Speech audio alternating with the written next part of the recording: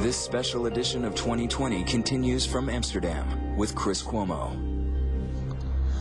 We continue our investigation into the disappearance of Natalie Holloway with the main suspect, Joran van der Sloot, returning to the Netherlands after authorities closed the case for lack of evidence. But unknown to him, his problems are far from over.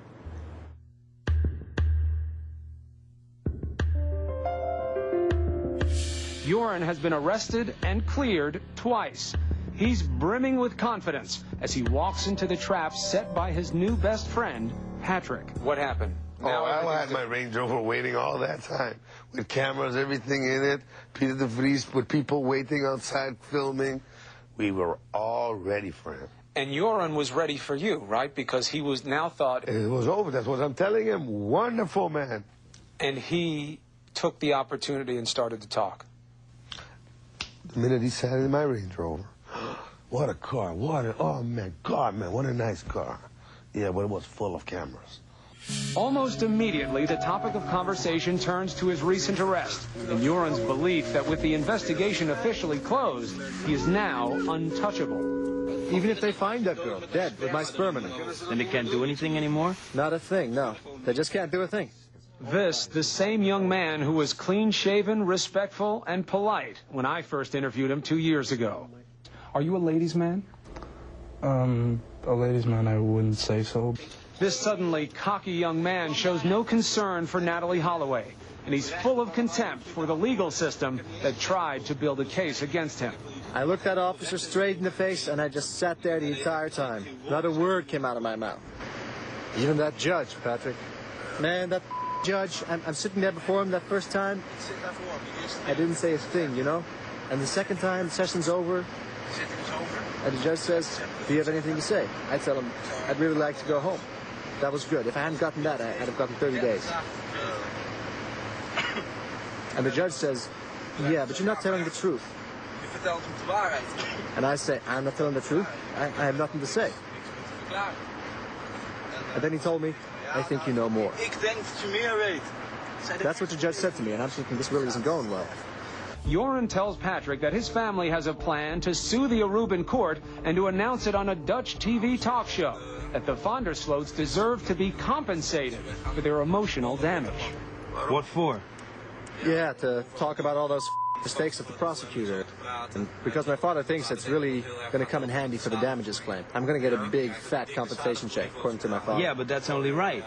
A really big, fat one, he says, for the emotional damages. Marijuana was often a feature of his long rides in the Range Rover.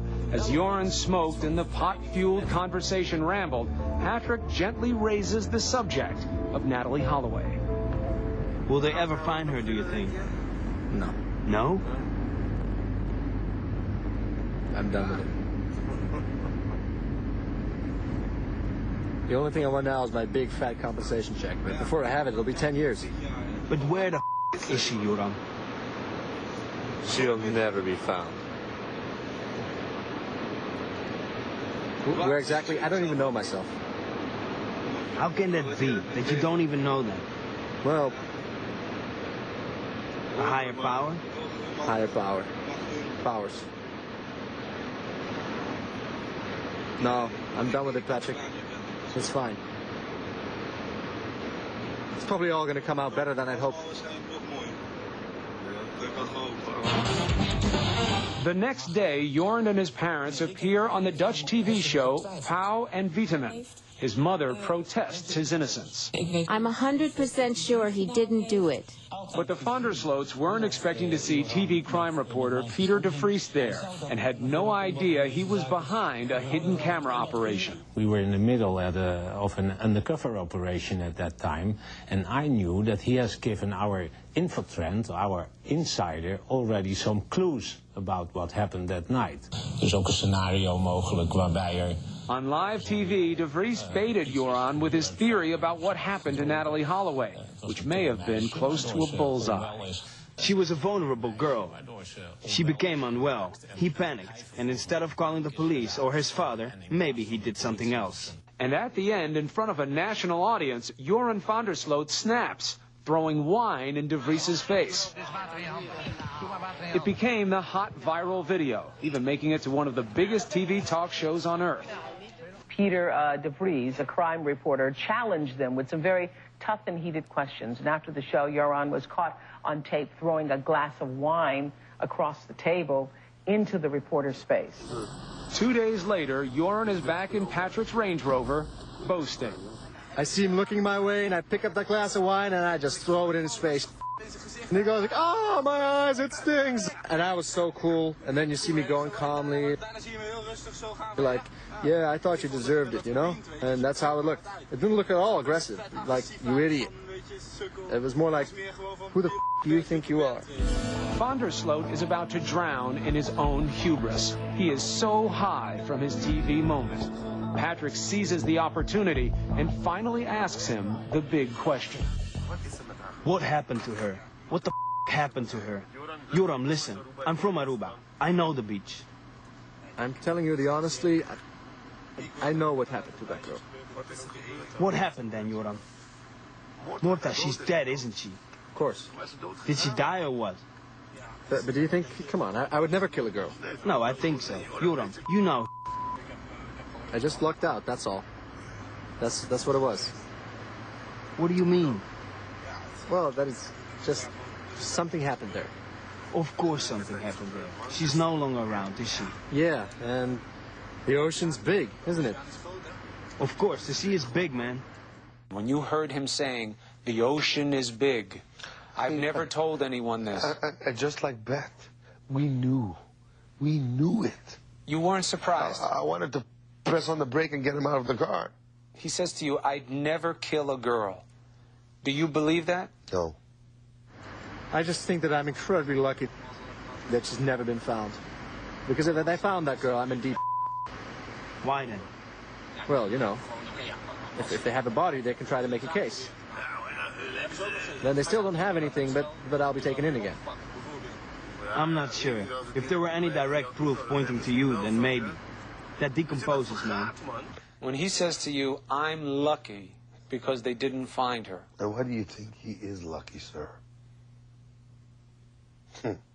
If you ask yourself that question, you know what I know. You must have done something to Natalie. Patrick, I'll tell you one thing. I've never discussed this with anyone. No? And it isn't easy either, not even now. I know, Joran, but there are some things you have to get off your chest sometimes. Yeah, it's just... she's never gonna be found.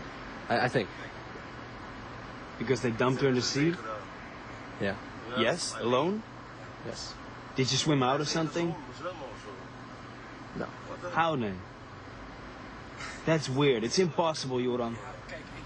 Look, I do know people in Aruba. At that age, I used to go around with people who can help me, but still, I'd rather not name those people. Because they've never, in all this time... Never did anything wrong. They've always been good to me, and I've always been good to them. So yes, I know who it is, but I'm not going to tell you his name. But it isn't my parents or anything, but someone who's really a good friend of mine. With a boat? Yes. Then that's it. If you took her out on a boat, more than 2 miles, she'll never come back, you know. What went through your mind when you heard Joran van der Sloot say, she'll never be found? You son of a... This would be only the first admission made in the front seat of the Range Rover. There would be more to come. Stay tuned.